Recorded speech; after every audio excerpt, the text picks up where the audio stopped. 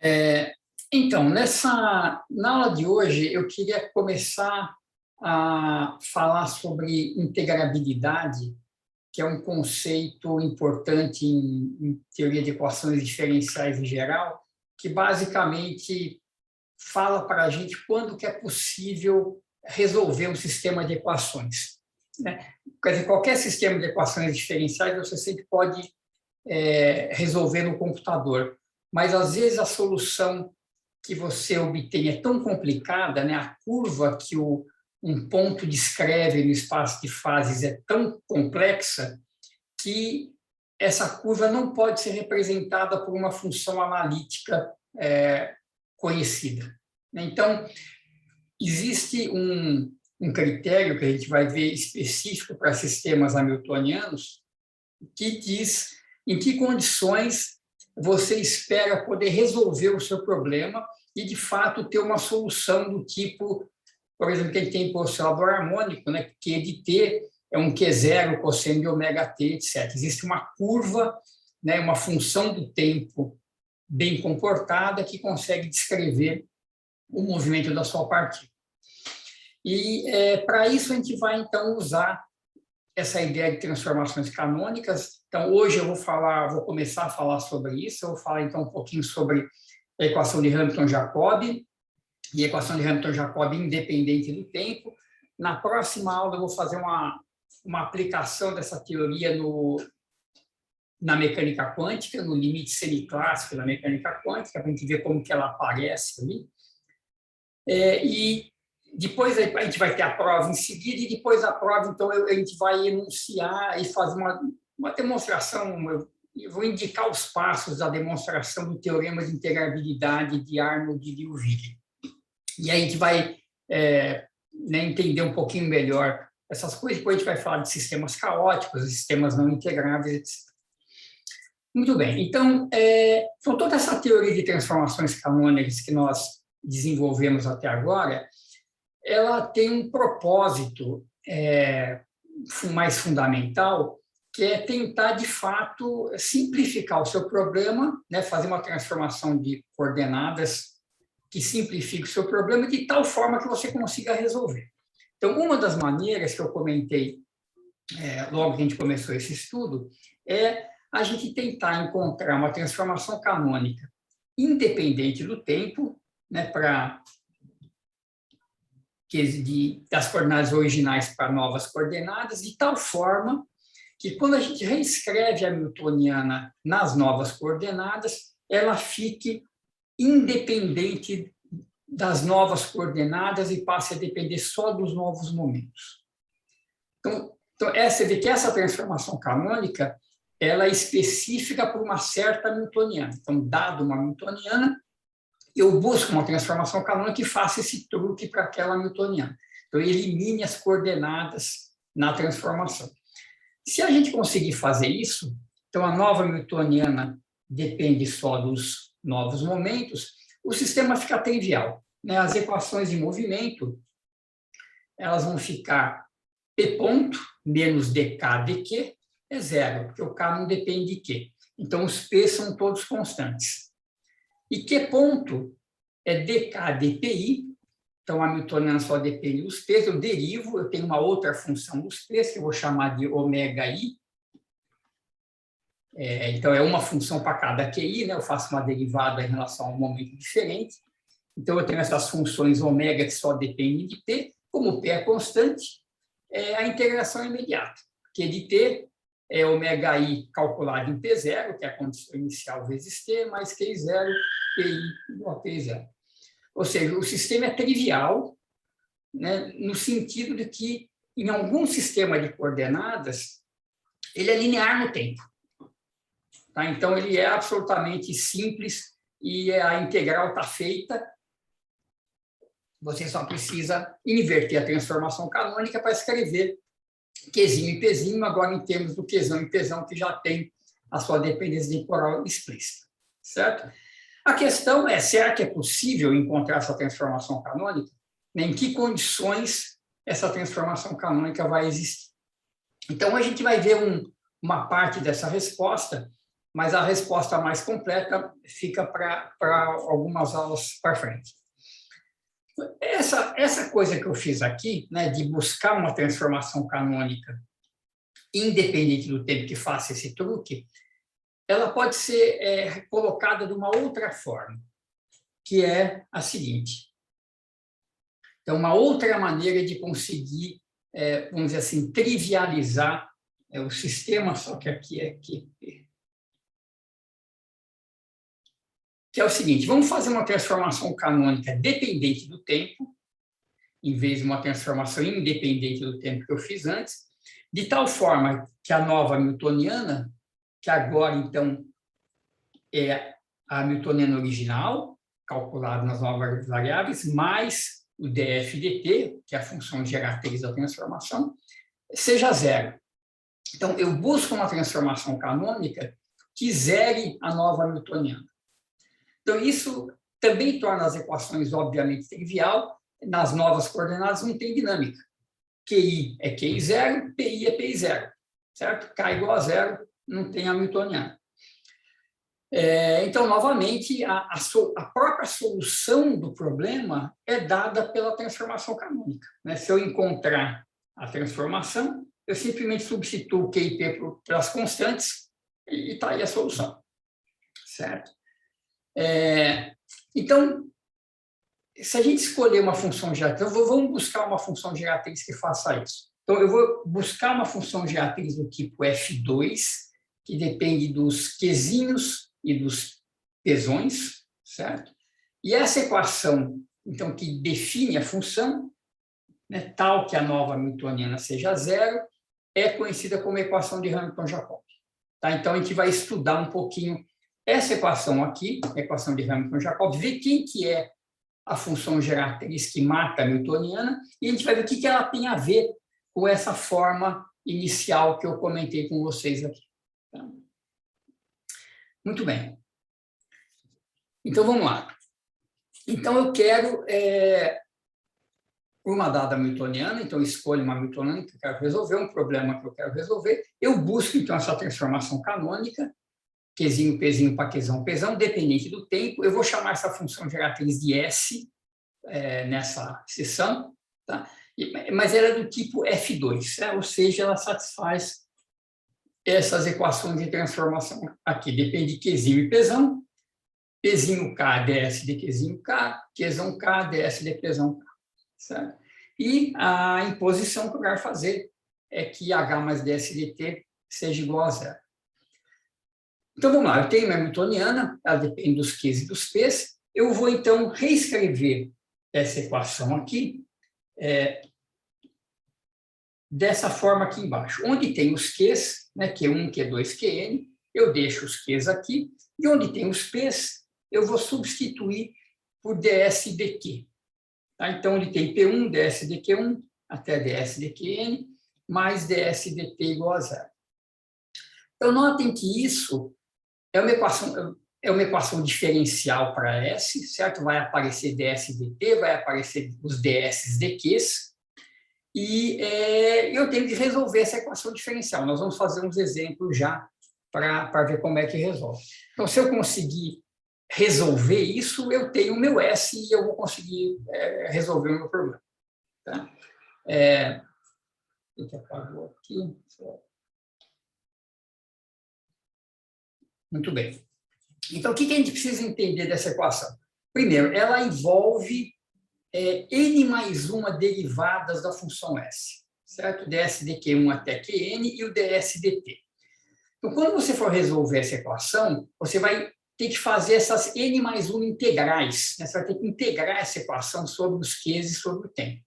Então, ao fazer isso, vão aparecer n mais uma constantes de integração. Tá? Eu vou chamar essas constantes de alfa.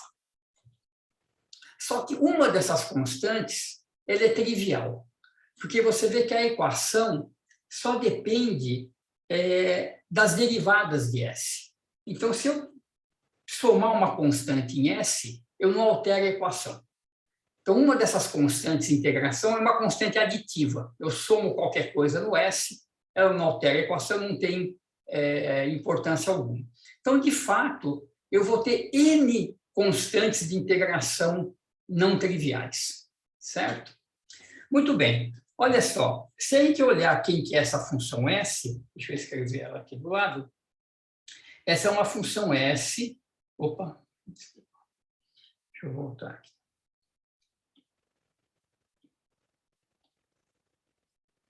Que depende, então, dos Qs, dos novos Ps e do tempo.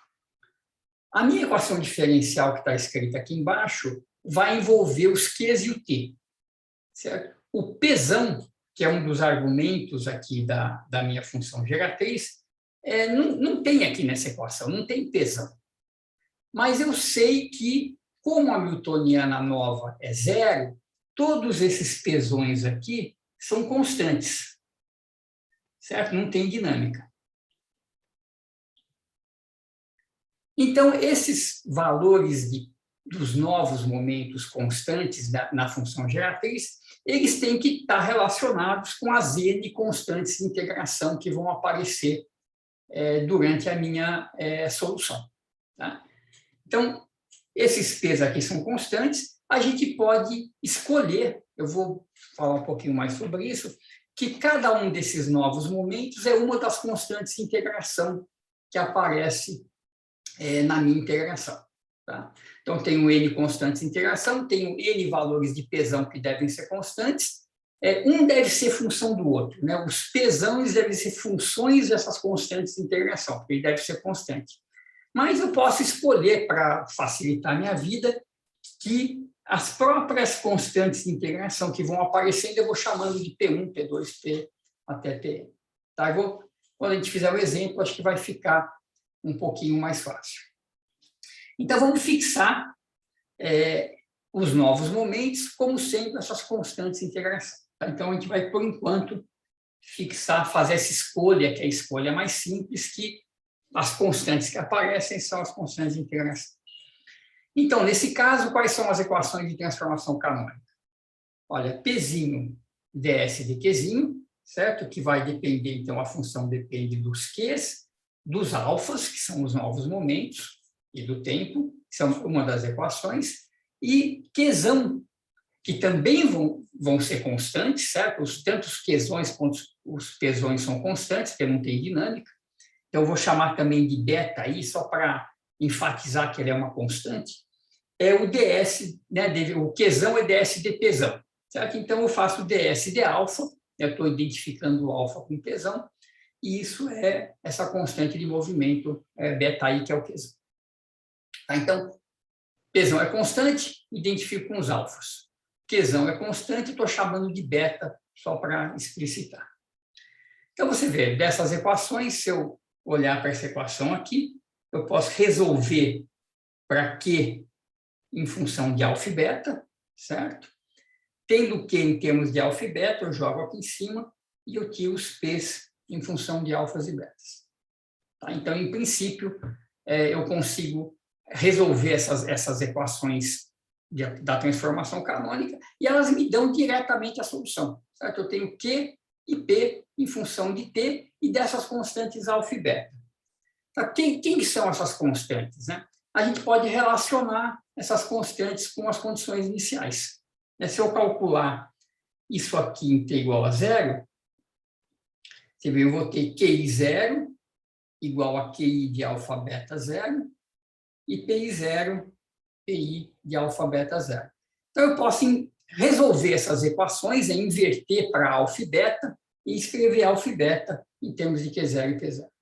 Tá? Então, essas constantes de movimento que estão aparecendo, né, os alfas, que são os Qzões, e os beta, que são os Pzões, no fundo, vão estar relacionadas com as condições iniciais do problema que eu quero resolver. Tá? Então, a questão, vou dar os exemplos agora, acho que vai fixar, mas, então, o que a gente tem que fazer, basicamente, é pegar uma hamiltoniana, escrever essa equação diferencial, a equação de Hamilton-Jacobi, achar uma solução S, ela vai ter constantes de integração, que eu vou identificar com os momentos, e jogar aqui nas regras de transformação canônica e pronto, está resolvido o meu problema. Então, vamos ver um exemplo aqui, simples, para ver como é que a gente resolve.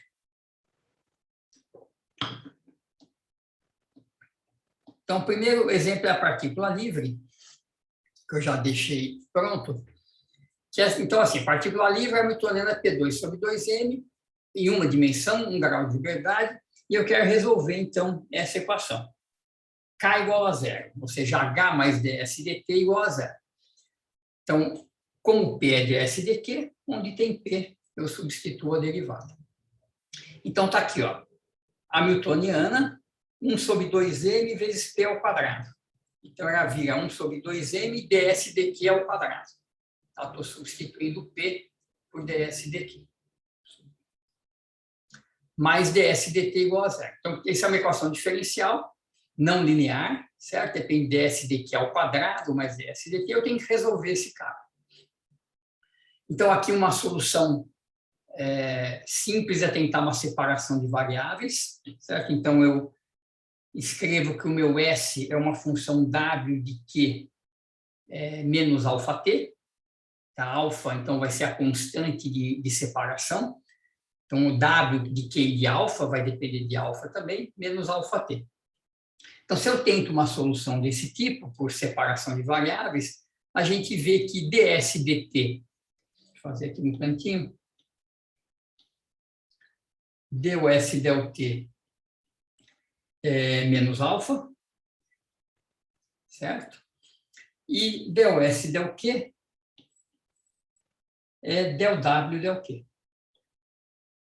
Certo? Então, toda a dependência em q está no w. Então, lembrem, esse alfa é a constante de separação, então vai ser uma das constantes de integração que apareceu aí no problema, e eu vou identificar esse cara com o pesão. Tá? Então, como é que fica a minha equação de movimento? Ó, 1 sobre 2m dw dt, ds dt é menos alfa, passo por lá de lá, e está aqui. Então, agora a gente resolve, né? Vamos resolver aqui um pouco mais de detalhes só. Deixa eu puxar isso aqui para baixo.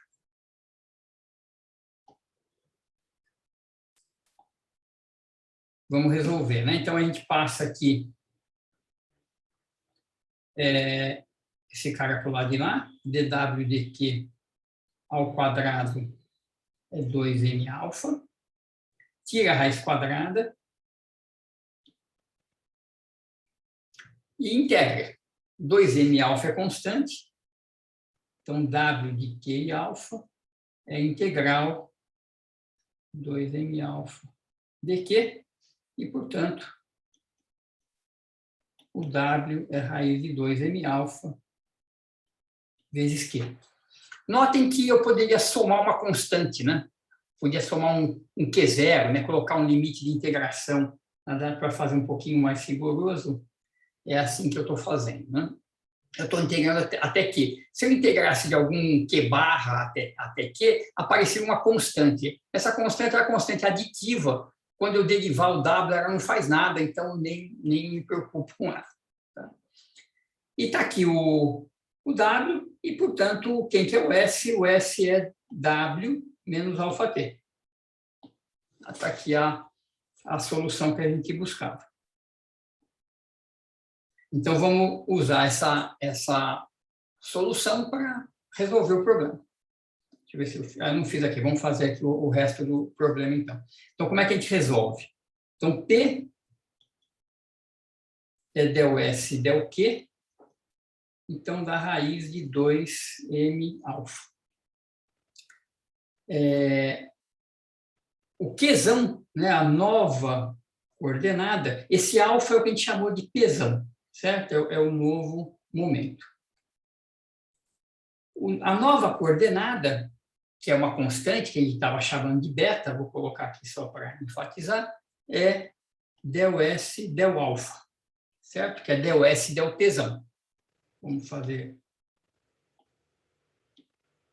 del S del Pzão, que é ds de alfa. Então, vamos derivar isso aqui em relação a alfa.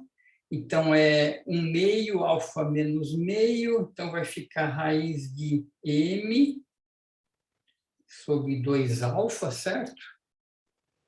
Q menos t. Então, vamos ver. O Pzão é constante, certo? É uma constante de movimento. Então, a solução das equações de movimento são P de t igual a raiz de 2m Pzão, certo? Que é constante. E, deixa eu abrir mais uma página aqui.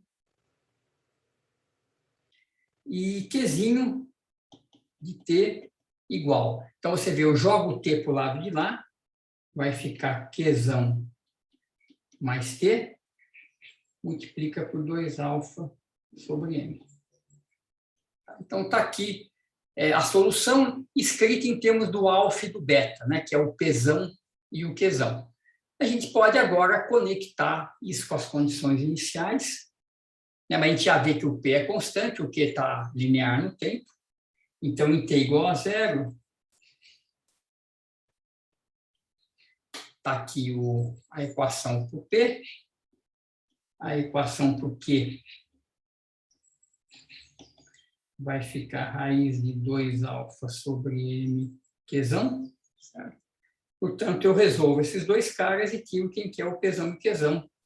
Então, Pzão é P02 sobre 2m. Então, um novo momento é a energia da partícula, certo? É aquela constante alfa. E o Qzão, ele vai ser, vamos ver o que vai dar. Vai dar raiz de m sobre 2 alfa Q0. O 2 alfa o alfa é P, né? Vamos colocar aqui, eu estou escrevendo Pzão. Deixa eu... Aqui também, deixa eu substituir aqui, 2 Pzão sobre m.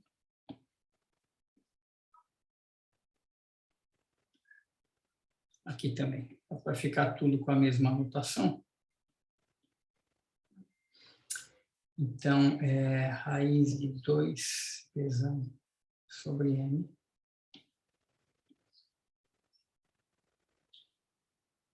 Então, fica m sobre 2 Pzão. Substitui o Pzão por P02 sobre 2m. Então, vai ficar raiz de m2 Pzão 2 Q0, que é m Q0 sobre P. Certo? Então, o que a gente quer falar? A gente quer achar o Q0, né? Então, o novo P é a energia cinética e o novo Q, ele tem a ver com essa constante de movimento, né? Não sei se dá para simplificar muito mais do que isso. Professor, Oi. acho que esse Pzão aí é P0, né? Nos dois últimos Pzão, eu acho que é Pzinho 0. Deixa eu ver aqui. 2 É que Pzão. você substituiu o Pzão. Deixa eu ver o que eu estou fazendo aqui. Esse Você Pzão aqui. Como é que é? Você substituiu o Pzão por P0 quadrado sobre Ah, 2m. tá. Esse cara aqui de baixo, né? Ah, tá certo. Esse aqui é o P0. Claro, eu substituí o Pzão. Claro, então ficou m sobre P0. Isso, tá certo. Inclusive, professor, acho que aí não fica tão claro pela expressão, porém, não sei se eu acho que quando a gente vê a expressão do Qzinho de T, a gente vê que fica Qzão mais T, entre parênteses. A gente só soma coisas que têm unidades iguais, né? Então, quer dizer, essa coordenada Qzão, de alguma maneira, ela tem dimensão de tempo? Tem dimensão de tempo, isso, exatamente. Esse Qzão tem dimensões de tempo. E o Pzão tem dimensões de energia, que são as variáveis conjugadas, né? Então, uma é energia, o outro tem dimensão de tempo. É isso mesmo. Entendi, professor. Isso. Então, isso aqui, obviamente, é só uma ilustração, uma maneira absolutamente complicada de resolver a partícula livre, né? Mas só para a gente ver que a coisa funciona, né? Então, você vê essa equação do Q de T, vamos só escrever a última equação. Então, P é P0, o Pzão é energia cinética, o Qzão é dado por essa razão, e a equação para o Q de T Vamos ver se ela simplifica. Então, fica, ó, esse primeiro cara aqui é Q0, certo? Então, isso aqui é Q0, mais esse outro pedaço, só raiz de 2Pzão sobre M, o Pzão, onde é que está? É P0 ao quadrado sobre 2M, então isso aqui vai dar P0 sobre M, certo? Que é V vezes T. Então, obviamente, é uma maneira complicada de resolver a partícula livre, mas para ilustrar como é que a gente acha essa função geratriz, né? E, basicamente, você, então, achada a função geratriz, você joga isso nas equações de movimento e você tem a solução diretamente, né? Então, a solução é a própria transformação canônica, porque os Qzões e os Pzões que aparecem aí são todos constantes, então você só resolve para Qzinho e Pzinho e está feito. Aí é só questão de ajustar as condições iniciais. Tá, então, Professor, diga. posso fazer um comentário, né? A expressão que a gente chegou, né, a equação do movimento para Qzinho, ela é aí linear, né, tempo e tal. Mas a gente resolveu através das constantes de movimento, né, que é a energia. E daí qual seria a interpretação do Q ser constante aí, né, sendo que ele é essa grandeza? Então, porque você vê, dar só a energia não resolve uma solução, né? Você precisa de dar uma posição inicial também. Então, com a energia, você dá um momento, né? Na verdade, aqui a gente está também escolhendo um sinal aqui, né? Por momento, mas você também precisa de um Q0, né? Então, esse Qzão é basicamente o Q0, né? Esse cara aqui. Eu acho que acaba dando P0 também junto, não é? No Pzinho, né? Zero também, ou não, eu estou enganado. Aqui, então, ó, o Pzão, como ele é P02, dá P0 sobre M, né? Isso aqui vai dar P0 sobre M, Qzão, não é isso? O 2P sobre M é P0 sobre M. Sim, você já fez ali embaixo, professor. Já fiz. Isso, tá certo. Quer dizer, o Qzão depende das duas condições iniciais, né? De Isso, posição, exato. momento inicial. Exatamente. Beleza. E a Então, energia só do momento inicial, que faz sentido também. isso, exato.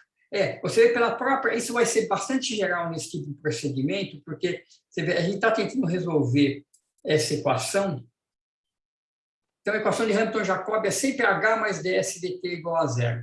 Se a gente fizer uma separação de variáveis dessa forma, e ela vai ser sempre possível se a hamiltoniana não depender do tempo, então esse alfa é energia, porque, né, a equação resultante vai ficar, onde é que eu escrevi? Aqui, né? Vai ficar H igual a o ds dt é menos alfa, você passa por lá de lá, então vai dar H igual a alfa.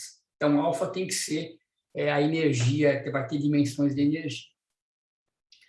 Tá? Então, eu já vou falar um pouquinho mais dessa propriedade geral daqui um pouquinho.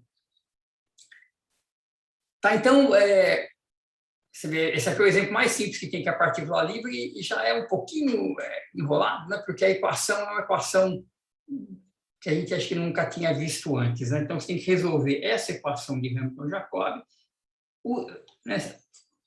Resolve por separação de variáveis, tira a parte temporal, fica com uma parte espacial, que é a parte do W, resolve, e está aí a função geratriz. Uma vez tendo a função geratriz, o resto sai pelas condições da transformação canônica. Deixa eu fazer mais um exemplo, que é o oscilador harmônico, que é um exemplo mais chato, mais conta um pouquinho, embora também seja... dá para fazer todas as contas sem nenhum problema. Então, aqui, ó. Então, o oscilador harmônico, então agora a hamiltoniana tem um potencial também, e a equação de Hamilton-Jacobi, então o que é? Você pegar o H, onde tem P, você coloca ds dq, então fica aqui ds dq ao quadrado sobre 2m, potencial mais ds dt igual a zero. E, novamente, eu vou buscar então, como o H não depende do tempo, eu vou buscar uma solução do tipo separação de variáveis desse jeito de novo. Então, W, o S é um W de Q alfa menos alfa T. Alfa é a constante de separação, que eu vou também identificar como meu momento, né, minha nova coordenada de momento. Então, muito bem. Então, está aqui. Então, qual que é a equação para o alfa? Então, vamos abrir um pouquinho isso aqui. Vou pegar uma página nova. Deixa eu puxar isso aqui para baixo, para a gente poder fazer essa conta um pouco mais de detalhe. Então, está aqui. Então, vamos substituir esse S na equação de cima. Então, vai ficar 1 sobre 2m ds dq é dw dq. Aqui o potencial fica igual. E o ds dt é menos alfa. Então, passo o alfa para o lado de lá. E, novamente, você vê que alfa é energia, né? É igual à hamiltoniana. Então, ele vai ter que ter dimensões de energia e vai ser energia da trajetória que você escolher, que vai depender da outra constante de movimento, que é o beta, né? O Qzão. Então, muito bem. Então, vamos integrar isso aqui. Então, como é que eu faço? Eu passo, multiplico tudo por 2m, passo para o lado de lá. Então, isso aqui vai ficar dw dq ao quadrado igual 2m alfa menos m2 ômega 2 Q2. Isso. Tiro a raiz e integro. Então, vamos tirar a raiz. Vamos integrar. Então, W, você vê que vai depender do Q e do alfa, né? Depende da constante de separação, que ela vai entrar aqui também. Eu já vou colocar esse raiz de 2m alfa em evidência, é mais fácil. Fica a integral de 1 menos m ômega 2 Q2 sobre 2 alfa dq. Então, eu faço a integral indefinida, não me preocupo com um limite de integração inferior, porque vai ser uma constante aditiva que não interessa. E aqui, essa integral dá para fazer, ela está escrita aqui embaixo, né? Então, essa aqui foi a integral que a gente chegou. Deixa eu já apagar isso aqui que não precisa. Então, dá essa integral. E essa integral a gente faz, é uma integral trigonométrica. Eu vou abrir um pouquinho aqui para ver como é que a gente faz. Então, a gente chama esse argumento que está ali de seno. Então, eu vou chamar m ômega 2 Q2 sobre 2 alfa de seno. Espera um pouquinho, sem a raiz. Deixa eu começar de novo. Raiz de m ômega 2 sobre 2 alfa Q. Vou chamar isso aqui de seno de U. Deixa eu só abrir uma folha aqui.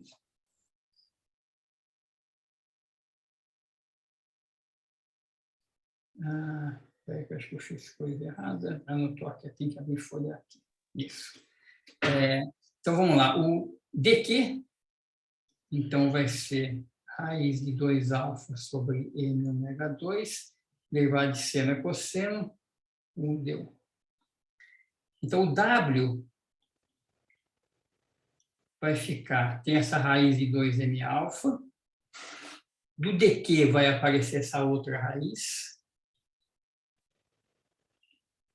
Então, eu tenho 1 menos seno ao quadrado dentro da raiz, certo? Que vai dar cosseno ao quadrado, tira a raiz, fica cosseno. E eu tenho um outro cosseno que vem do dq. Então, isso aqui vai ficar uma integral de cosseno ao quadrado de u du. Certo? Então, isso aqui vai ficar um cosseno de u e vai ter um outro cosseno que vem do du. Agora, a gente faz essa integral de cosseno ao quadrado usando o seguinte, que cosseno, deixa eu ver aqui, de 2u é cosseno ao quadrado de u menos seno ao quadrado de u, que o seno ao quadrado escrevo como 1 menos cosseno ao quadrado, menos 1. Então, o cosseno ao quadrado de u é 1 mais cosseno de 2u dividido por 2. Tá? Então, o w vai ficar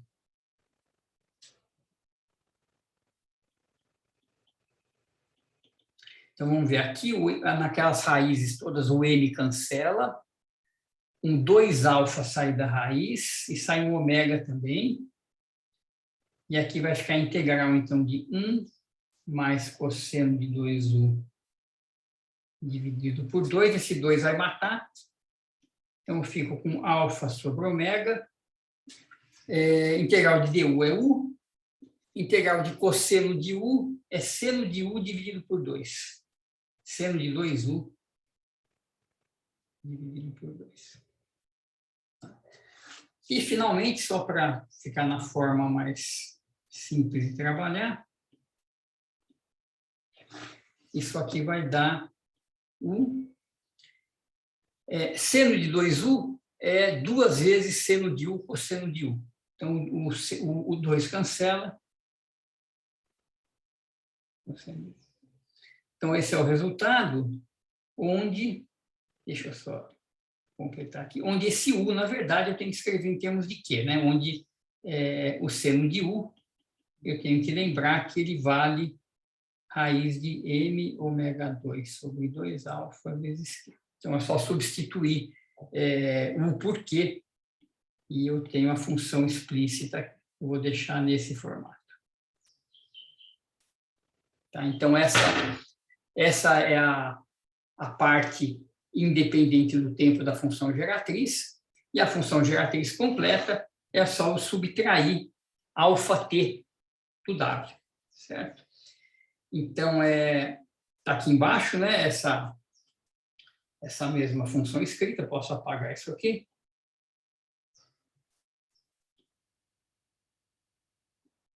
E as equações em movimento estão aqui. Então, agora, achada a função geratriz, deixa eu só escrever a S completa aqui embaixo. Então, a S de Q alfa T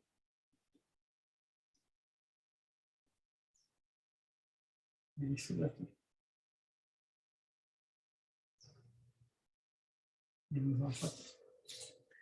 Tá, então, você vê que ela é um pouco mais enrolada, né?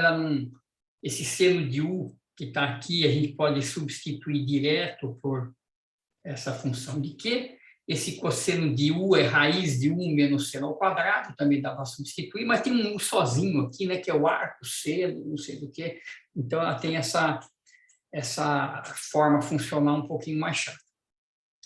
Então, o que a gente tem que fazer? A gente tem que achar as equações da transformação canônica, nós já achamos a função geratriz, e resolver essas equações para Qzinho e Pzinho para ter a solução. Tá? Então, eu vou fazer uma parte da conta aqui, mas a gente vai mostrar basicamente o seguinte, que o Qzão, né, que a gente está chamando de beta, né, que também é uma constante, é ds de alfa, certo? Então, o alfa é o novo P, o beta é o novo Q. Então, beta é ds de alfa. Se a gente fizer essa derivada, note que o alfa entra aqui e entra no U, né? Porque ele está aqui dentro. Então, e entra aqui também. Então, tem que derivar isso aqui em relação a alfa, dá uma certa contalhada, cancela um monte de coisa, e a gente descobre que vai dar U sobre ômega menos T. Esse T, obviamente, vem quando a gente derivar esse alfa aqui. Pzinho é d alfa de Qzinho, também tem que derivar o Qzinho que está dentro do U, né? Então, o Qzinho vai estar aqui, aqui e aqui, e isso vai dar raiz de 2m alfa cosseno de U. Tá, então, vamos supor que a gente fez a conta, que deu isso aqui, isso aqui é só simplificar as derivadas, a gente pode fazer uma parte daqui a pouco, mas feito isso, então, da primeira equação, eu passo o T para o outro lado, e o U vai ser ômega, Qzão, vou escrever como beta, tá? Mais T. Então, essa é a variável U. Como eu achei o U, eu achei o Q, né? O Q, eu sei ele é raiz de 2α sobre m ômega 2, alfa é constante, seno de U.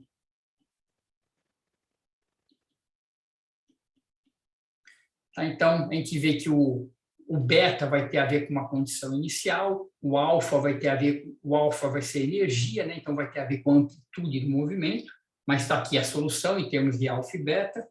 E o Pzinho, então é a segunda equação em azul, é raiz de 2n alfa cosseno de U.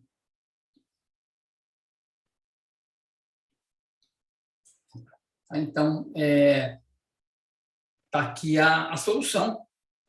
E agora a gente só tem que ajustar as condições iniciais, a gente pode escrever alfa e beta em termos de Q0 e P0 para ter a solução mais tradicional, mas alfa e beta são constantes e a solução está dada aí pela transformação canônica. Certo? Então, a gente só encontrou uma transformação canônica, resolveu as equações da transformação e chegou no resultado. Então, essa seria uma das ideias dessa teoria de transformação canônica. A ideia mais fundamental é saber quando que isso é de fato possível, né? Pode ser difícil de resolver, mas pode ser impossível de resolver, né? Então, em alguns casos, de fato, é impossível resolver. E a gente vai derivar uma condição. Hoje a gente já vai ter uma ideia de que condição é essa, para a gente saber se vale a pena ir atrás de uma solução dessa ou se nem vale a pena porque ela não existe.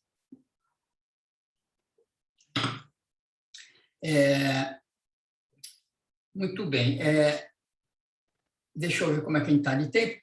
Vocês querem que eu faça uma dessas derivadas aqui das equações de movimento, ou fica como exercício? É um pouco chato, né? Mas é regra da cadeia, né? Então, por exemplo, quando você for fazer ds/dq, é mais fácil fazer ds/du, du/dq, certo? Porque o u está explícito ali. E para calcular o du/dq, a gente usa a equação de cima. Vamos fazer uma delas, vamos fazer o ds/dq, vamos achar o p, só para a gente fazer uma parte do exercício, e depois o outro fica para vocês. Tá? Então, vamos calcular aqui embaixo o pzinho. Então, ds/dq, eu vou substituir por ds/du, du/dq. Então, ds/du, ver se dá para olhar para ela aqui, está lá. Então, tem um alfa sobre ômega, 1, certo? Tem aquele primeiro u, ds/du dá 1. Agora, eu vou derivar o produto seno-cosseno. Então, derivada de seno é cosseno, então vai ficar cosseno ao quadrado de u, e aí eu derivo o cosseno, derivada de cosseno é menos seno ao quadrado de u. E é isso, né? Eu acho que não tem mais nenhum termo aí. Isso. Então, vamos ver, só simplificar um pouquinho. Isso aqui dá para escrever como alfa sobre ômega, 1 mais... Então, o seno ao quadrado, eu vou substituir o cosseno ao quadrado por 1 menos seno ao quadrado, certo? Então, esse cosseno ao quadrado vai ficar 1 menos seno ao quadrado, então tudo isso aqui vai dar um fator 2, 1 menos seno ao quadrado, é isso, né? Que bom, tá certo. E 1 menos seno ao quadrado é cosseno ao quadrado. Então, isso aqui vai ficar 2 alfa sobre ômega cosseno ao quadrado de u, certo? Isso. Ver se eu não errei, é isso, né? Então, vamos ver quem que é o du/dq agora. Então, eu vou pegar essa expressão seno de u igual a raiz vezes q e vou derivar em relação a q dos dois lados. Então, derivada de seno é cosseno, vai ficar cosseno de u du/dq igual àquela raiz m ômega 2 sobre 2 alfa deriva em relação ao Q, some o Q. Tá aqui. Então, o du dq é raiz de m ômega 2 sobre 2 alfa, dividido pelo cosseno de 1. Então, o Pzinho, que é o produto dessas duas derivadas, então vai ficar, tem um 2 alfa sobre ômega, tem essa raiz, um dos cossenos cancela, fica cosseno de U. Então, vamos ver, o ômega cancela dentro da raiz, o 2 alfa vai para dentro, cosseno de U. Certo? Que é uma daquelas equações.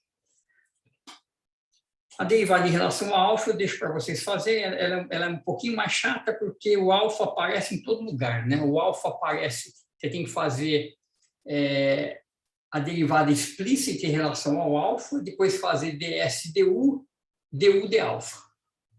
Tá? Então, tem que fazer, fica um pouco mais de termos, mas acaba cancelando tudo e fica bastante simples, acaba dando 1 sobre ômega menos t. Tudo bem?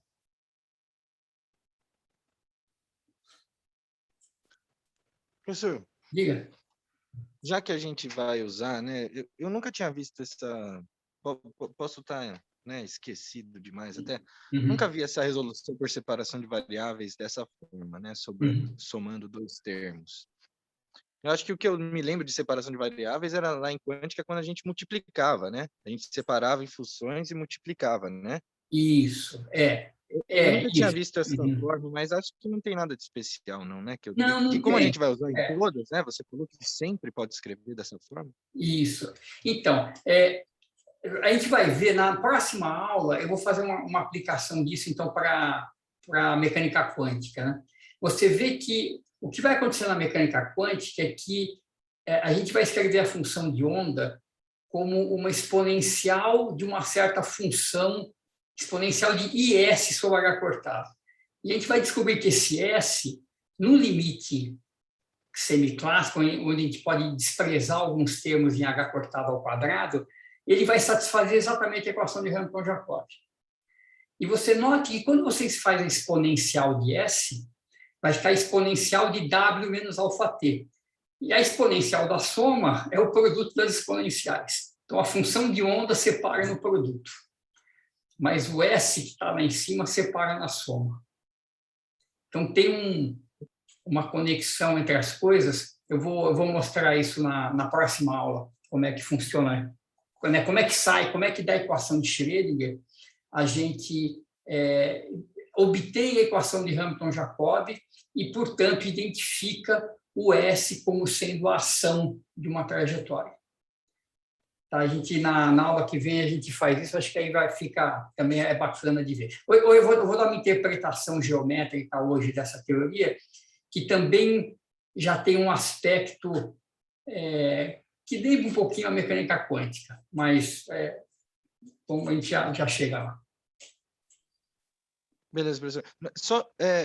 Ele depende do tempo só linearmente, também porque ele vem da equação de cima ali, que é só a primeira derivada, ou eu estou enganado? Isso, não, é isso. Quer dizer, então, sempre que você tiver uma Hamiltoniana independente do tempo, qualquer que seja ela, então a equação vai ser sempre escrita assim, né? Você pega H de Q, onde tem P você põe ds de Q, mais del S del T é zero. Então, como essa parte do H não tem tempo, você sempre pode separar assim. E o alfa, a constante de separação, vai sempre ter interpretação de energia.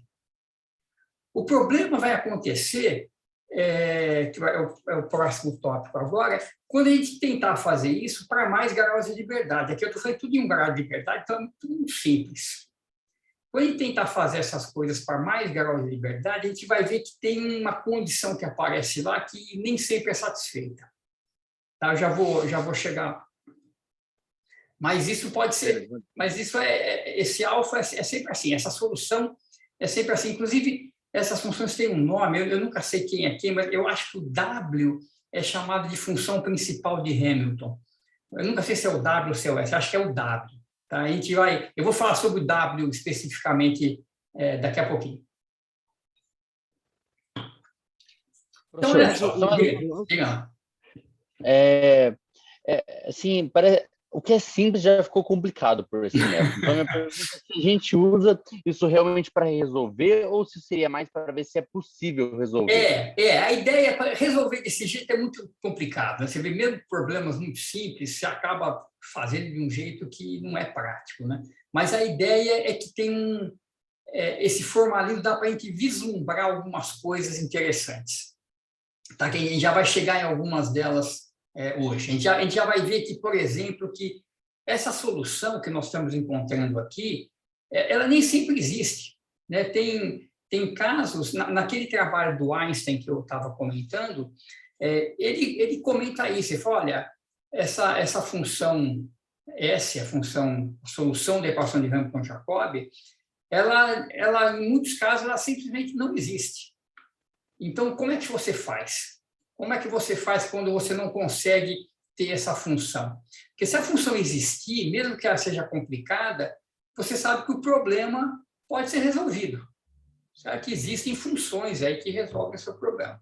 Se não, a coisa não, né, o problema tem alguma característica especial e a gente vai ver que ele vai estar ligado com dinâmica caótica.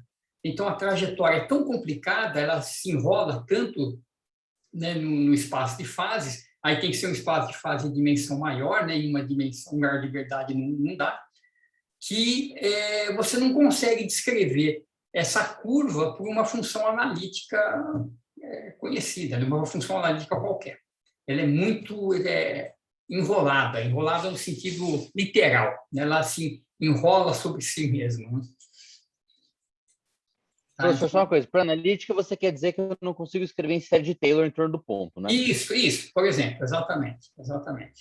Então, aqui, por exemplo, você vê que essas soluções, né, no final do dia, lá que a gente tem a solução geral, são funções seno, cosseno, pode ser uma função de Bessel, pode ser qualquer coisa, mas é uma função bem comportada que você consegue escrever. A solução de uma trajetória caótica não tem nenhuma função que descreve ela. Você pode escrever por um certo tempo, aproximar, fitar por uma função suave, mas depois ela vai começar a se enrolar e a coisa não dá certo.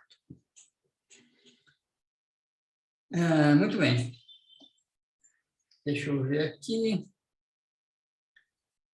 Aqui é só, eu não vou fazer, mas então a constante alfa, né, energia, então ela tem a ver com as condições iniciais P0 e Q0 simultaneamente, e aquela constante beta tem a ver com Q0 e P0. Né? Se você dividir Q em T igual a zero por P em T igual a zero, dá uma tangente.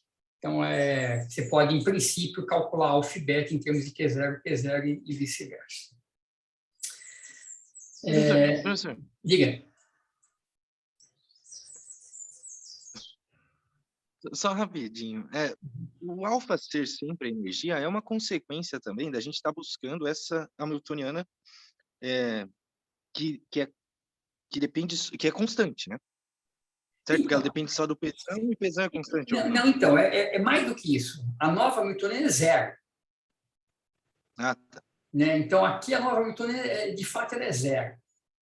Então, tanto o Qzão quanto o Pzão, né, que eu estou chamando de alfa e beta, os dois são constantes porque K é zero. Se vocês lembrarem lá atrás, eu acho que eu estava olhando, acho que foi na aula 16, não lembro, na aula 14, eu fiz um exemplo de transformação canônica gerada pela ação. E essa transformação canônica gerada por ação, quando a gente calculava a nova hamiltoniana, ela dava zero.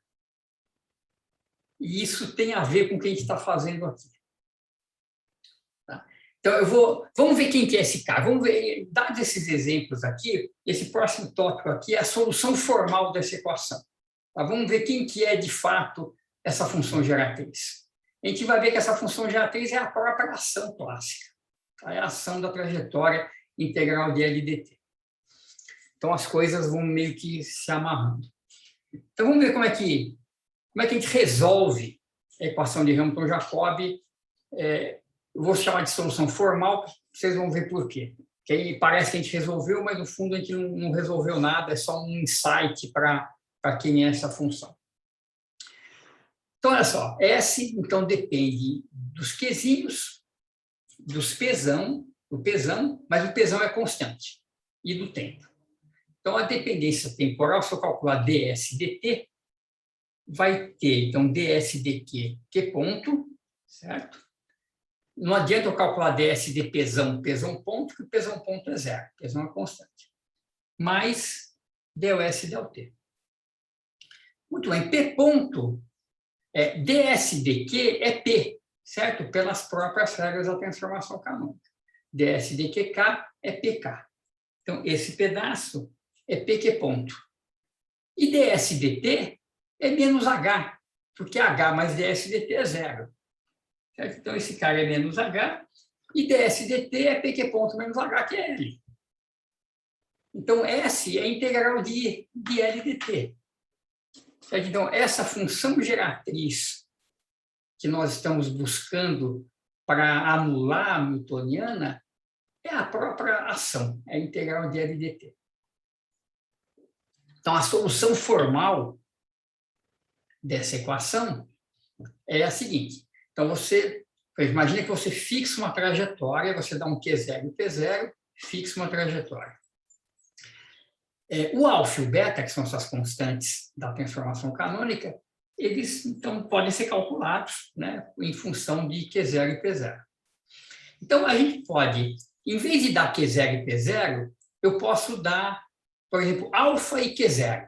Certo? Eu preciso de duas N condições iniciais, né? Ou eu dou o Q0 e P0, ou, por exemplo, eu dou o alfa e o Q0.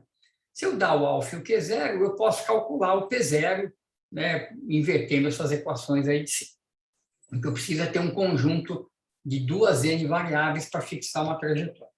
Então, imagina que a gente escolhe, a gente fixa uma trajetória, dando os valores de alfa e os valores de Q0.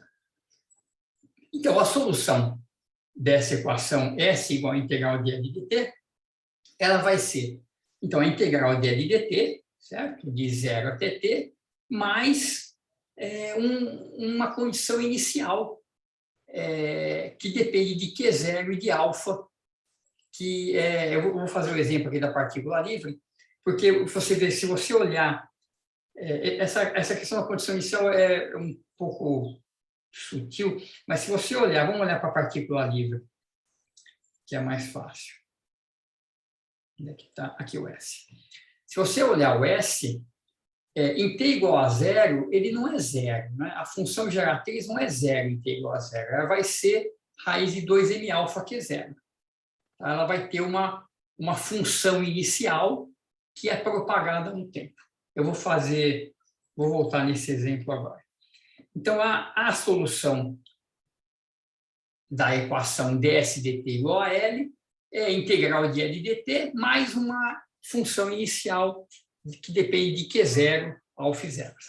De tal forma, se eu calcular isso aqui em zero, essa parte some, eu fico só com essa função geratriz inicial. Tá? Então, deixa eu mostrar isso aqui, por exemplo, para a partícula livre, né? Que essa solução, de fato, ela finalmente pode resolver o problema assim. Então, em primeiro lugar, por que isso aqui é uma solução formal? Então, primeiro, é legal saber que a função geratriz é lagrangiana, né? Que ds dt é lagrangiana. Então, isso é uma informação relevante. Agora, para eu, de fato, obter a solução dessa equação, eu tenho que fazer a integral de L dt ao longo da trajetória. Então, eu já tenho que conhecer a trajetória para poder fazer a integral e calcular o S para depois resolver as equações e achar a mesma solução que eu já tinha antes. Então, é um negócio, é um ciclo vicioso, né? Por isso que é uma solução formal. A gente pode escrever dessa forma, mas para, de fato, fazer essa integral, eu tenho que fazer a integral ao longo da trajetória. Então, eu já tenho que conhecer de antemão a solução. Tá? Então, por isso que é uma coisa formal. Na verdade, não resolveu nada, é só um insight para ver quem que é essa função. Então, olha só, vamos ver para a partícula livre, né? Então, o alfa é energia, né? P0, 2 sobre 2m. Então, o P de T. Então, qual que é a solução do problema, né? Eu vou resolver as equações de movimento, primeiro, em termos de alfa e de Q0. certo? Então, em vez de dar P0 e Q0, eu dou o alfa e dou o Q0. Então, as soluções são essas. P de Q é raiz de 2m alfa, que é o próprio P0, e Q0 é P0 sobre m vezes T. Tá? Então, está aqui a solução, escrita em termos de Q0 e de alfa. A integral de L dt é L é só energia cinética, Q0 é 2 sobre 2m vezes T, que é alfa T, certo? Então, a minha solução ela vai ser uma certa condição inicial mais alfa T, que é a integral de L dt. Quem que é essa condição inicial? Ora, a condição inicial a gente pode descobrir da seguinte maneira: em T igual a zero, essa transformação deve ser a transformação identidade, né? Porque ela propaga trajetórias e no instante inicial eu não propago nada, eu estou no mesmo ponto que eu comecei. Então, a condição transformação identidade, Q0P, eu escrevo esse P em termos de alfa, é isso aqui. Então, colocando os caras junto, então o S0 mais o alfa T, escreve agora esse Q0 em termos de Q, certo? Q menos P sobre MT. Esse termo aqui dá um menos 2 alfa, com esse mais alfa dá um menos alfa T, e está a solução aqui. Tá, então, não é muito relevante aqui resolver o problema dessa forma, porque para a gente poder resolver, eu já tenho que ter resolvido antes, né? Então, é só um teste aqui para ver que a coisa é consistente, que, de fato, eu posso entender a solução do meu problema como a integral de LDT, né? Basicamente, gerando, então, a ação, que é a função geratriz da evolução temporal. Tá, então, deixa eu resumir aqui para não ficar confuso, porque essas coisas são difíceis a gente entender da primeira vez. Então, deixa eu voltar aqui no começo e repassar rapidinho para a gente ver o que a gente fez até agora. Olha, nós estamos buscando, então, uma transformação canônica dependente do tempo, uma certa função geratriz que tem que ser calculada, de tal forma que a nova hamiltoniana seja identicamente nula. Então, essa condição da hamiltoniana K ser igual a zero é uma equação que permite que a gente calcule, em princípio, o S. Tá? Então, eu pego H, calculo em Q, onde tem P, eu substituo ds dq, mais ds dt igual a zero, resolvo essa equação, eu vou ter o S em termos dos Qs e de constantes de integração. Essas constantes de integração eu vou, então, escolher como sendo os meus novos momentos, que eu sei que são constantes, certo? Então, é isso que a gente faz. A gente pega lá partícula livre, escreve a equação, né, usa essa separação de variáveis. Então, a parte temporal é trivial, menos alfa t. O que sobra da equação, a gente integra e está aí. Então, essa é a função geratriz, joga nas equações de movimento e resolve, acha Qzinho e Pzinho, em termos das constantes alfa e beta, que são o Qzão e o Pzão, e o problema está resolvido. Certo? Oscilador harmônico, mesma coisa. Equação de Hamilton-Jacobi, separação de variáveis, resolve a equação por W, cai no integral, integra, tá? E está aí o W, está aí o S. Então, achado o W e o S, a gente joga isso aqui nas equações da transformação canônica, vai aparecer equações que envolvem Qzinho e Pzinho, alfa e beta. Alfa e beta são constantes, resolve para Qzinho e Pzinho, tem a solução. Tá? E a gente descobre que esse S, na verdade, ele é a própria ação, né? ds dt é lagrangiana, é pq ponto menos h. Muito bem. E daí, né? O que a gente tira daí? Então, tem mais duas coisas que eu queria falar hoje, para a gente tentar fechar esse conceito, que então, primeiro, falar sobre a equação de Hamilton-Jacobi independente do tempo, Então, assim como a gente tem a equação de Schrödinger dependente do tempo, a equação de Schrödinger independente do tempo, aqui também aparece uma equação de Hamilton-Jacobi dependente do tempo, que é essa daqui, e agora eu vou formalizar essa separação de variáveis para ter a equação independente do tempo. E aí eu vou tentar interpretar essa equação para a gente tentar descobrir, né, ter alguma intuição de em que condições que a gente vai conseguir resolvê-la ou não. Tá? Então tá. Então vamos voltar para trás. Então eu tenho lá meu sistema hamiltoniano. Então vamos supor que eu tenho vários graus de liberdade, n graus de liberdade, hamiltoniana independente do tempo, e eu busco então essa função S de Q alfa e T que zera a nova hamiltoniana. Se a hamiltoniana não depende do tempo, essa separação de variáveis é sempre possível. Tá? Então, a gente joga esse S na equação, onde tem ds dq vai ficar dw dq. Onde tem ds dt vai ficar menos alfa, e a gente vai ficar com uma equação desse tipo aqui. Tá? Então, vamos lá. Então, lembra, agora eu não tenho mais 1 grau de liberdade, como eu estava fazendo antes. Tenho n graus de liberdade.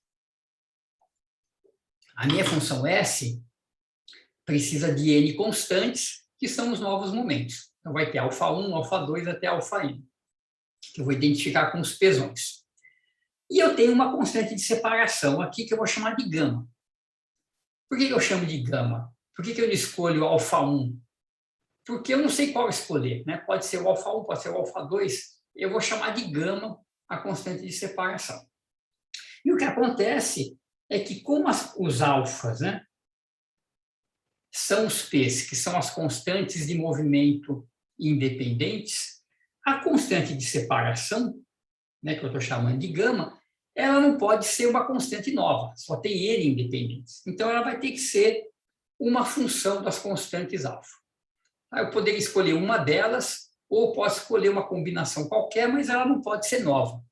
Tá? Essa constante de separação tem que ser uma função dos alfas que eu tenho. Em uma dimensão, eu posso escolher o gama igual ao próprio alfa, mas em mais dimensões não dá para fazer isso. Tá? Então, muito bem. Joga esse cara na equação de movimento, e está aqui a equação de Hamilton-Jacobi agora,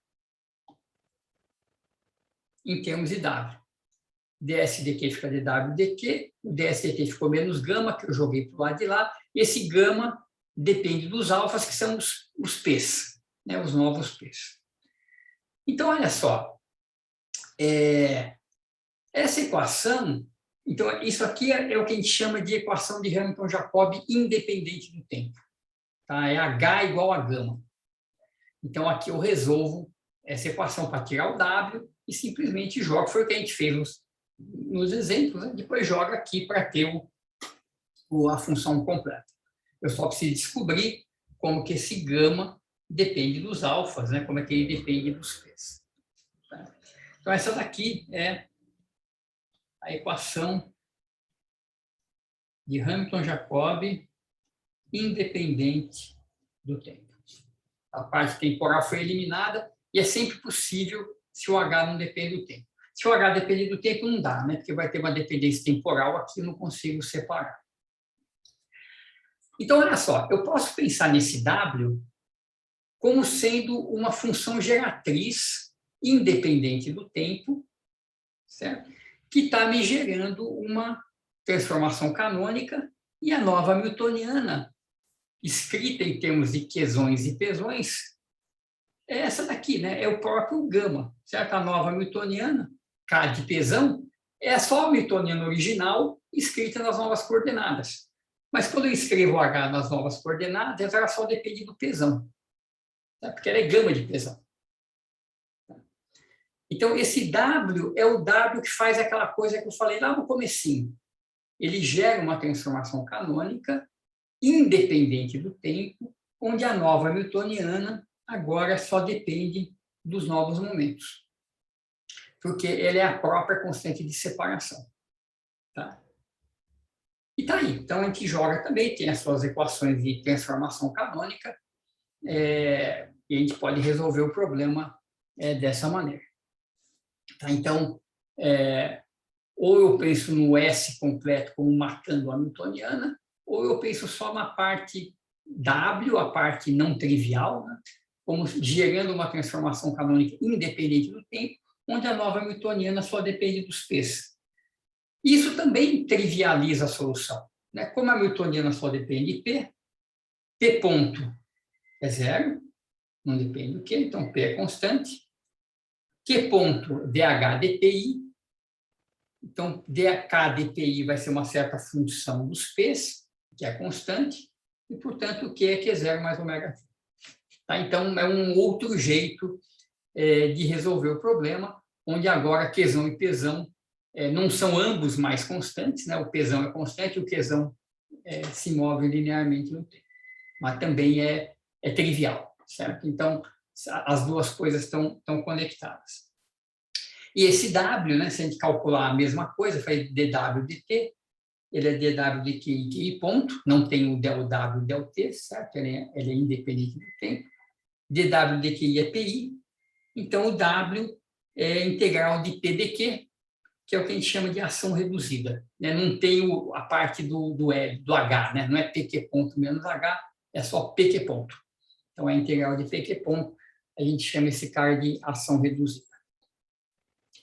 Tá? Então, a gente pode tanto pensar no S como uma transformação canônica grandona lá, que mata a newtoniana, como a gente pode pensar só na parte independente do tempo, como levando a uma newtoniana que só depende dos momentos. Tá? Então, são duas maneiras de resolver o problema, e elas, obviamente, estão conectadas, né?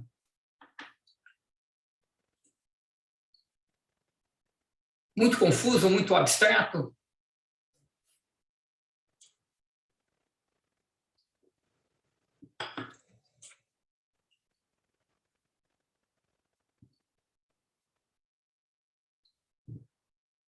Silêncio total. Então, isso é de fato abstrato, né? Essas equações são equações que eu acho que não é muito comum de a gente olhar no curso, mas eu acho que, dado esse panorama, né, essa visão geral, eu acho que dá para a gente fazer o próximo passo, que é a interpretação geométrica, e ver, né, por que isso é interessante, que tipo de informação a gente vai extrair disso, que é bastante geral e tem a ver com essa questão de integrabilidade.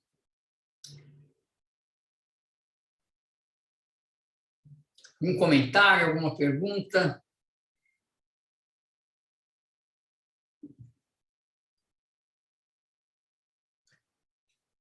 Ok. Professor, Diga. tranquilo.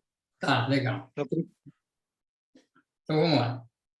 Então, a interpelação geométrica, que eu não tive tempo de deixar preparado, a gente vai fazendo juntos aqui, que eu acho que até é melhor para a gente entender com mais detalhe.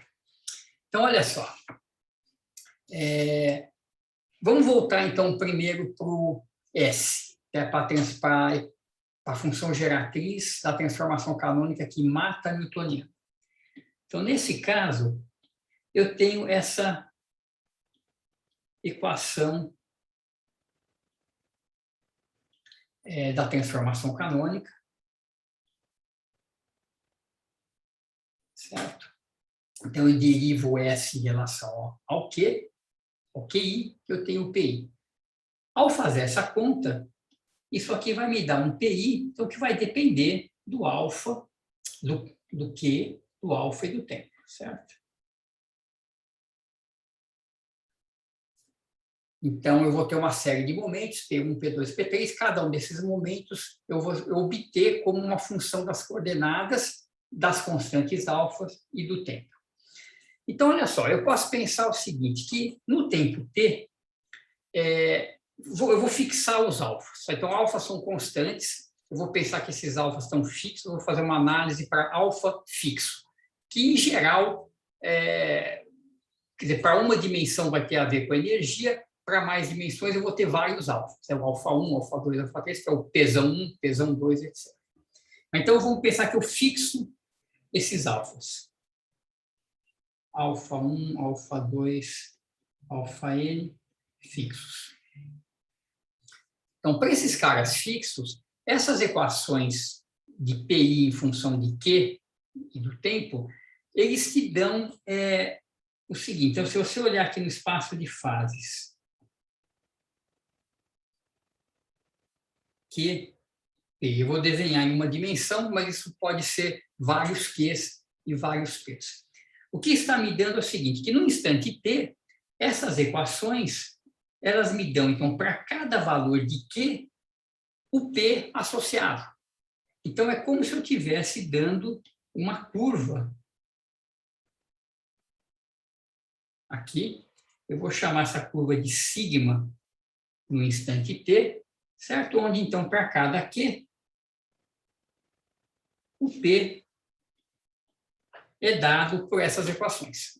Tá? Então, se for 1 grau de liberdade, eu dou o Q, tem o P. Se for em mais graus de liberdade, deixa eu ver se eu consigo fazer um esqueminha. Então, você teria aqui Q1, Q2, por exemplo, em 2 graus de liberdade, P1, P2. Né? Imagine isso aqui é um espaço quadridimensional.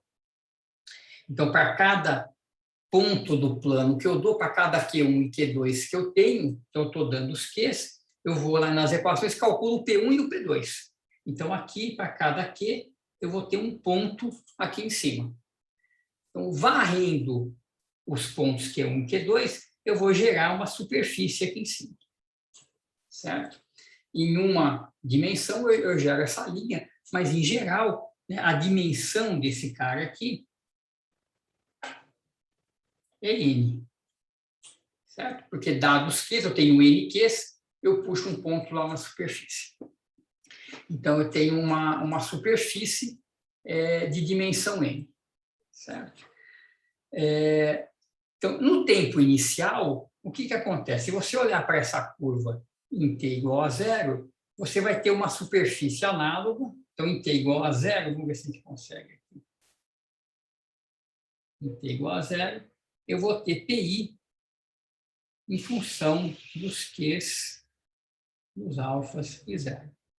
Tá? Então, isso aqui vai dar uma superfície inicial, que vai estar aqui para trás. Vou fazer de outra cor.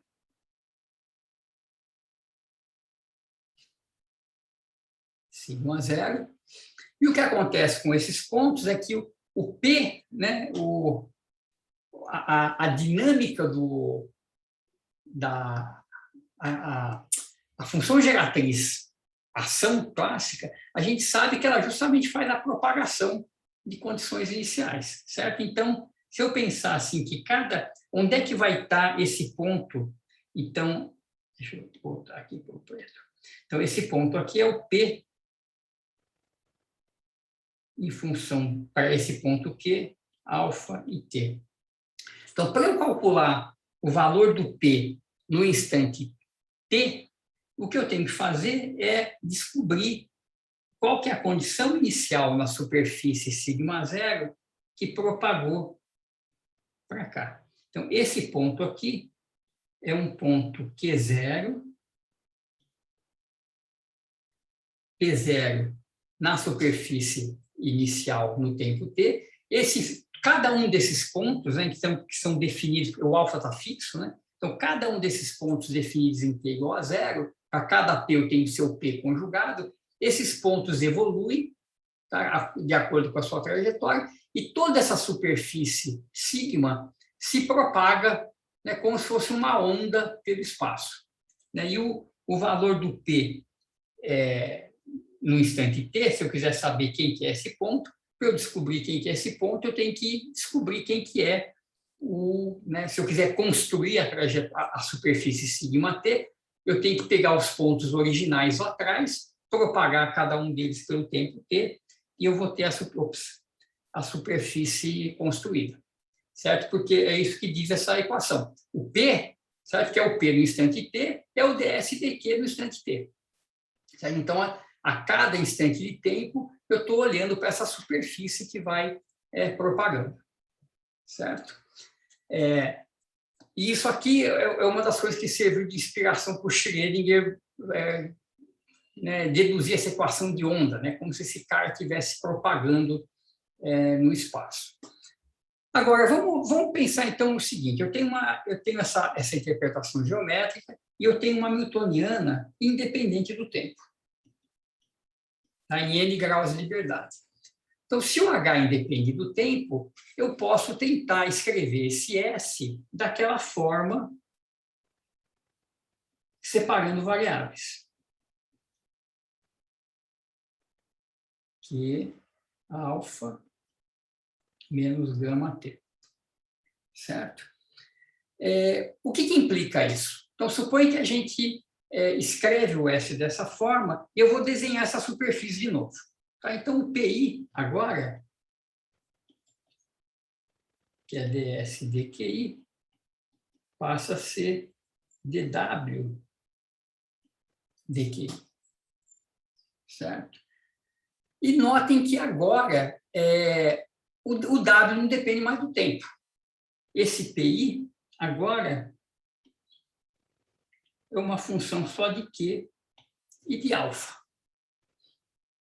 Ou seja, para que isso seja possível, a curva que a gente constrói aqui, o que eu estou chamando de sigma zero, isso aqui, então, só é possível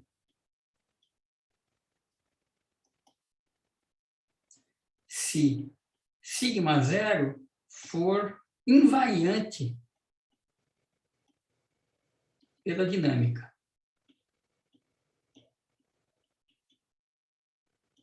Ou seja, a superfície não muda com o tempo. Então, o que acontece? A trajetória, qualquer ponto na curva inicial, ele tem que se mover de tal forma a permanecer na curva inicial. Ele pode mudar de lugar, mas sobre a curva sigma zero. Porque essa definição aqui da superfície, P em função de Q, não tem mais dependência temporal alguma. Então, olha só, em 1 grau de liberdade,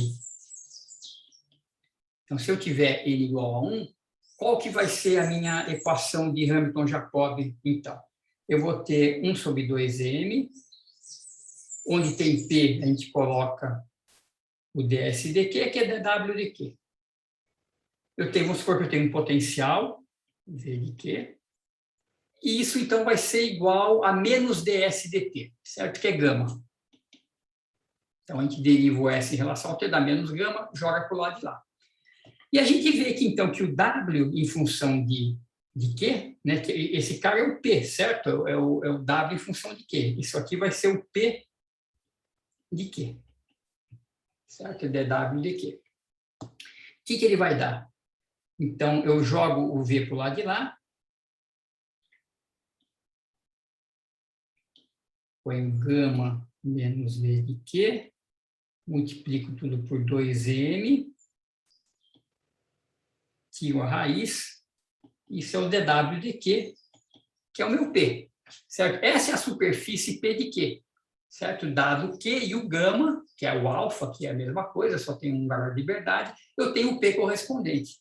E isso aqui é exatamente a superfície de energia para gama igual a E. Tá? Isso aqui, o conjunto dos pontos Q e P de Q, dado por essa forma, é igual à superfície de energia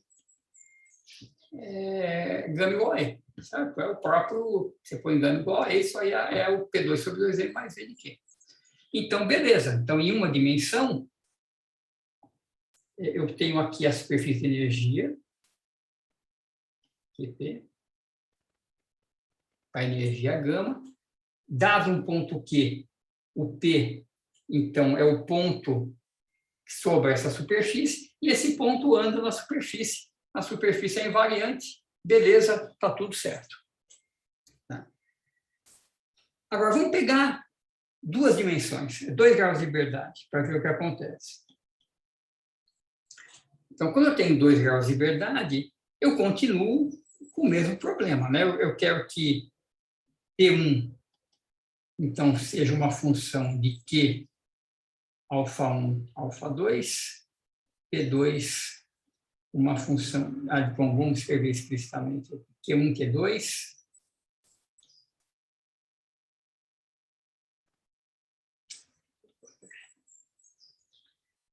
Q1, Q2, alfa1, alfa2. E mesma coisa o P2. E esses caras, então, dado um Q1 e Q2 com alfa fixa, eles definem uma superfície de dimensão 2. E essa superfície tem que ser invariante. Certo? Então, dado um ponto nessa superfície, eu tenho que permanecer nessa superfície. Então, agora, a superfície sigma, vou chamar sigma de alfa, né, dado alfa1 e alfa2, ela tem dimensão 2, certo? Agora, a superfície de energia, ela sempre é invariante. Se apagar não depende do tempo, eu começo com uma energia, eu fico na mesma energia. Então, eu sei que a superfície de energia, sigma E, ela é invariante, só que a dimensão da superfície de energia é 3. Certo? Eu tenho Q1, Q2, P1, P2 e um vínculo que é H constante. Então, isso me gera uma superfície de dimensão 3. Sigma é invariante, mas eu preciso permanecer para que aquela separação de variáveis funcione, eu preciso permanecer numa superfície de dimensão 2. Tá? Então, isso aqui implica que então, só é possível se existir outra constante de movimento além da energia.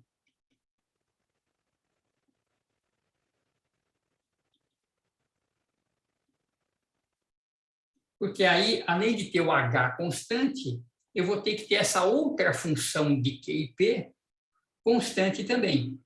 Então, o movimento tem que satisfazer duas coisas constantes, ele fica numa superfície, ele se move numa superfície de dimensão 2, e essa superfície de dimensão 2 é a superfície que vai ser gerada, então, por essa transformação canônica. Tá? Então, em 1 grau de liberdade, é tudo muito simples. A superfície de energia ela é invariante e ela é o cara que a gente gera com essa função W. Tá? O W de Q, ele gera um P de Q que está sobre a superfície de energia. Em mais dimensões, eu tenho que ficar sobre uma superfície de dimensão 2, né? Dado Q1, Q2, eu já tenho P1, P2, então eu tenho 2 graus de liberdade, 2 dimensões, mas a superfície de energia é muito maior. Então, se eu não tiver uma outra grandeza conservada, essa superfície não existe. Eu passeio por um espaço de fase numa região muito maior e essa separação de variáveis não vai funcionar. Tá? E essa solução simples das equações através de uma transformação canônica não existe. Certo? Porque se ela existir, vai ter que... a superfície, por definição, é invariante, não tem tempo no dado. Então, ela tem que existir. Se ela não existir, sem chance. Não adianta você procurar essa solução, que ela não vai estar lá. Tá? Então, essa é a dica, e, na verdade, essa vai ser a condição, que a gente vai demonstrar mais para frente, que um sistema hamiltoniano com N graus de liberdade, que só pode ser integrado se você tiver N constantes de movimento independentes de um jeito que eu vou definir depois. Mas você tem que ter muitas constantes de movimento para que o movimento se reduza a uma superfície de dimensão baixa e, basicamente, essa teoria possa ser aplicada.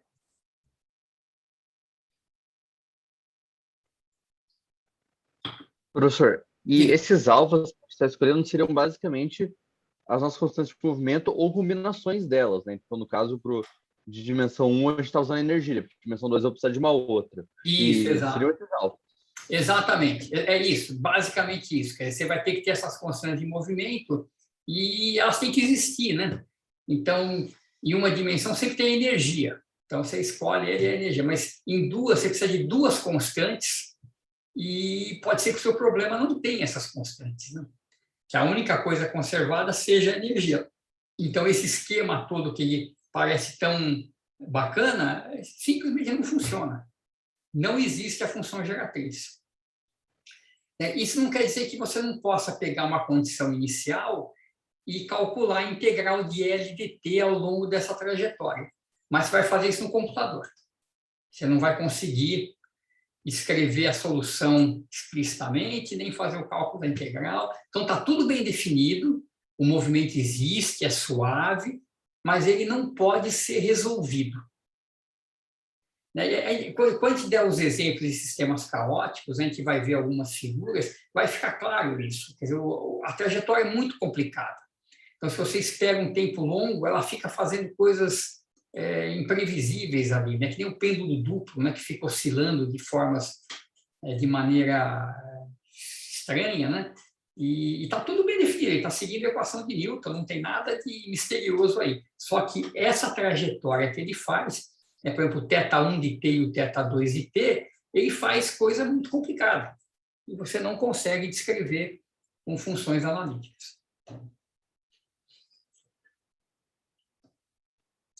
Certo? Então, aqui, né, essa coisa do Hamilton-Jacobi é legal porque na aula que vem eu vou fazer essa aplicação em mecânica quântica, só para fechar esse tema, e depois eu vou então, falar do teorema de integrabilidade, a gente vai ver as condições certinhas, ver os passos principais da demonstração, e aí a gente passa, então, para estudar movimentos não integráveis. Né? Então, a gente vai ver o que acontece quando a gente tem um sistema que é integrável, que é, em princípio, simples de resolver. O que acontece quando a gente perturba esse sistema?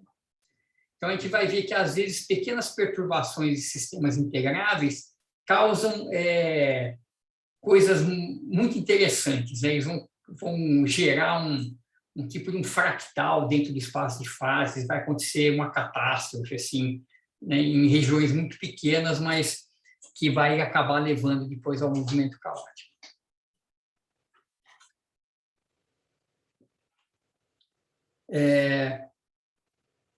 Tudo bem? Ficou mais ou menos claro essa ideia aqui? O P como P é função de Q. Então, você tem essa superfície evolui no tempo, e quando você tem uma separação de variáveis desse tipo, essa superfície para de depender do tempo. Então, para que a superfície não dependa do tempo, ao longo da evolução temporal, isso significa que você pega uma série de condições iniciais numa certa superfície e ela tem que permanecer nessa superfície. Então, se essa superfície não existir, acabou. Não adianta mais fazer nada. Essa solução não vai funcionar. Como que é esse final, professor? Se você não encontrar, se essa superfície não existir, então não dá para fazer essa separação seria algo assim? Isso, exatamente. Quer dizer, você não vai conseguir escrever a sua função geratriz nesse formato simples aqui. Isso aqui não existe um S dessa forma que resolve o seu problema. Então, o S que vai resolver vai ser um S muito mais complicado. Né? A dependência temporal vai estar meio que intrincada aí no problema. Apesar de parecer, pô, mas a Hamiltoniana não depende do tempo, isso aqui tem que funcionar. Porque eu separo as variáveis. Você separa, mas você cai numa condição onde o P, a cada instante de tempo, depende do Q, e tem que estar na mesma superfície. Essa dependência temporal de dado Q, qual que é o P, não envolve mais o tempo. Então, é como se você pensasse assim, né? Que nem aqui, né? Dado Q, o P está dado, porque aqui tem dois valores, né? Tem uma raiz quadrada, mas isso não depende do tempo. Dado esse Q, esse é o P. É sempre esse P. Dado esse Q, vamos olhar na parte de cima, né? É sempre esse P. Isso não depende do tempo. Aqui, não. Quando a gente está numa solução genérica, você dá uma superfície, ela sai andando. Né? Mas a gente quer buscar uma solução onde a superfície não sai andando, ela está estática. Então, o P não depende mais do tempo. Isso não significa que a solução a solução anda, mas ela anda sobre a superfície. Então, dado o Q, você sabe onde é que está o P. Então, essa superfície tem que existir. Tá certo. Senão, quer dizer que o passo anterior, que foi a separação de variável, te levou para um lugar que não existe a superfície. Isso, que não existe, então aquela separação não pode ser feita. Exato. E nesse caso de 2 graus de liberdade, professor, eu entendi a dimensão do sigma E, né? Quer dizer, são Tá, 4 variáveis e um vim. 4 Isso, variáveis e um vim. isso. Da onde que saiu a do sigma alfa? O sigma alfa seria a dimensão da superfície. Onde é que está aqui meu desenho? Aqui, em 2 dimensões, qual que é a superfície? Então, qual que é a dimensão dessa superfície do sigma aqui, né? Então, aqui, você vê em uma dimensão, dado um Q, eu tenho um único P, isso aqui forma uma curva. Então, eu tenho dimensão 1. Por que eu tenho dimensão 1? Porque eu dou só um Q e já tenho o P associado. O meu grau de liberdade é um só, é mexer o Q. Dado o Q, eu tenho o P. Quando eu estou em 2 graus de liberdade, eu tenho que dar 2 pontos, Q e P. Então, dado um Q e um P, dado um Q1 e um Q2, eu tenho um P1 e um P2. Mas agora eu posso variar esse cara nessa direção, posso variar isso nessa direção, então o ponto aqui em cima vai andar e vai gerar um plano. Tá? Então, É mais sutil, né? É mais sutil. Isso. Porque aqui, enquanto você vê, se eu desenhar uma curva aqui, quais são os P's associados a essa curva? Vão ser uma certa curva aqui. Mas eu posso fazer uma curva perpendicular aqui, né? Então, na verdade, varrer o Q1 e o Q2, eu estou varrendo uma superfície P1, P2. Eu tenho 2 direções onde eu posso me mexer, então isso gera uma superfície lá em cima.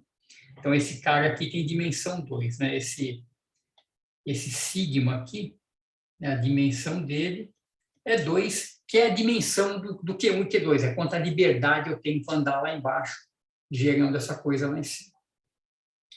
Então, eu tenho que gerar, então isso gera uma superfície de dimensão 2, e para eu poder fazer a separação, ela tem que ser invariante no tempo.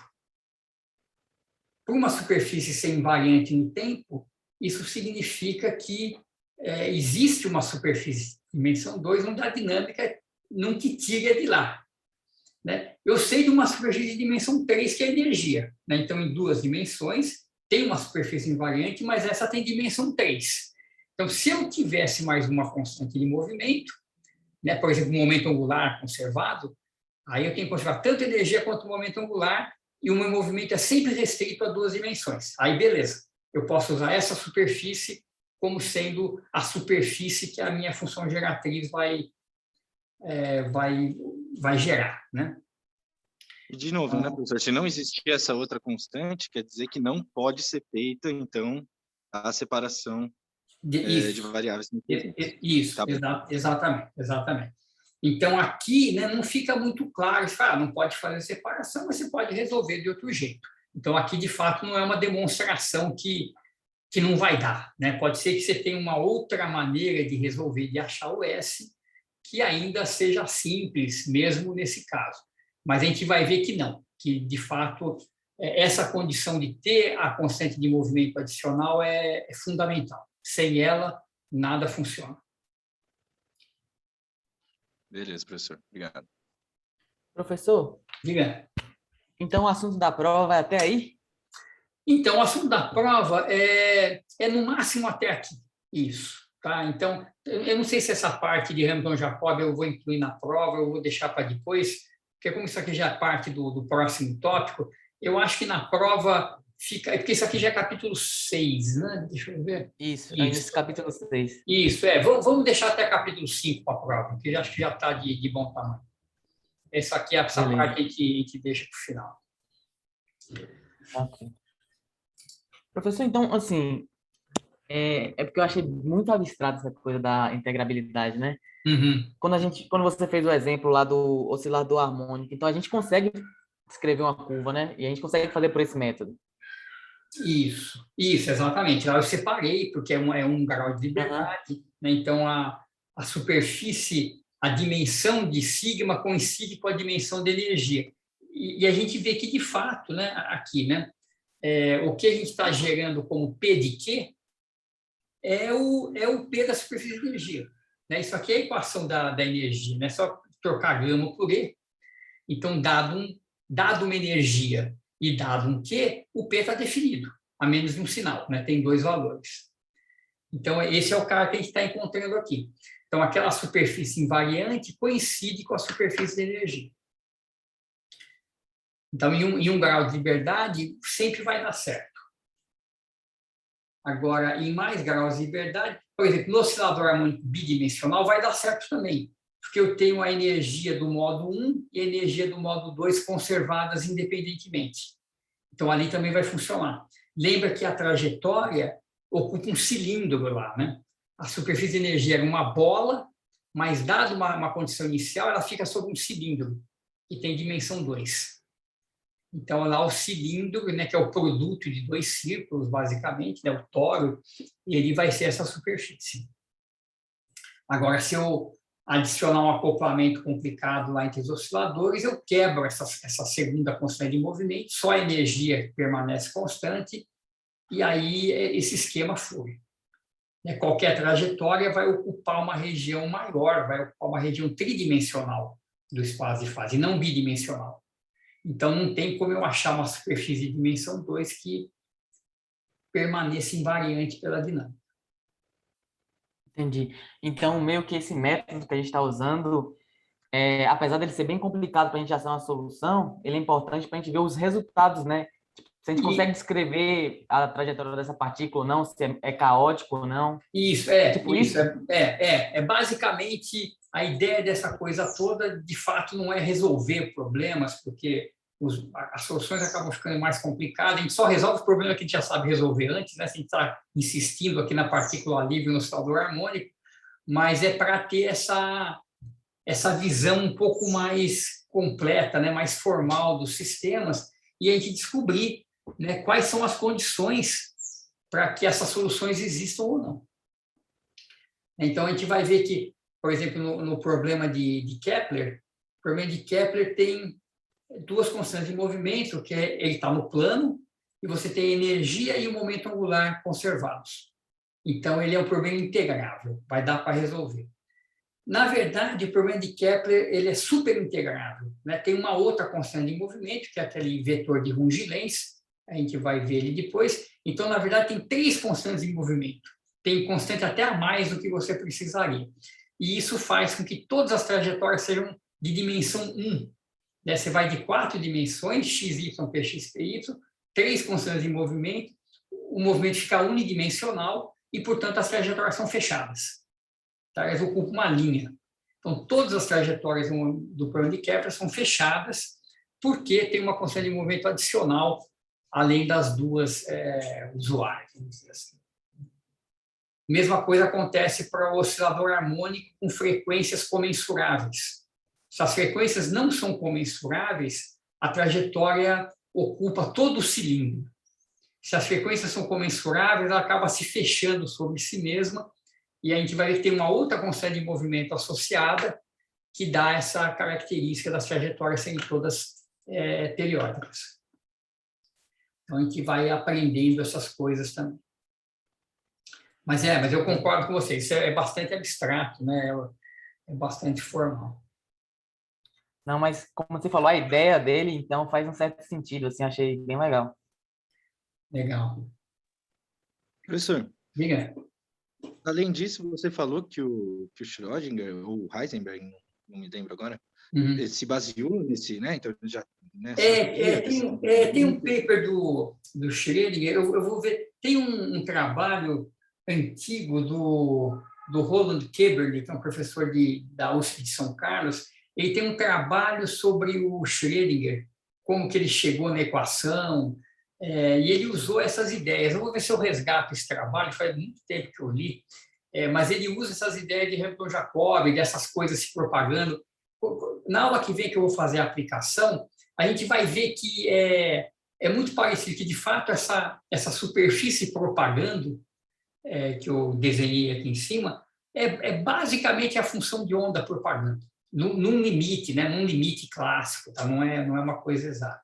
Mas ele tirou ideias daqui. Eu vou ver se eu resgato esse trabalho, acho que eu tenho ele em algum lugar e eu passo para vocês, é bem bacana. Muito interessante. Professor, será que eu consigo tirar 2 dúvidas muito rápidas de 2 exercícios da lista? Pode ser. Mas elas são assim, Não são nada de resolução, não. É mais para entender o exercício. Tá bom, deixa eu interromper a gravação, então a gente já vê isso.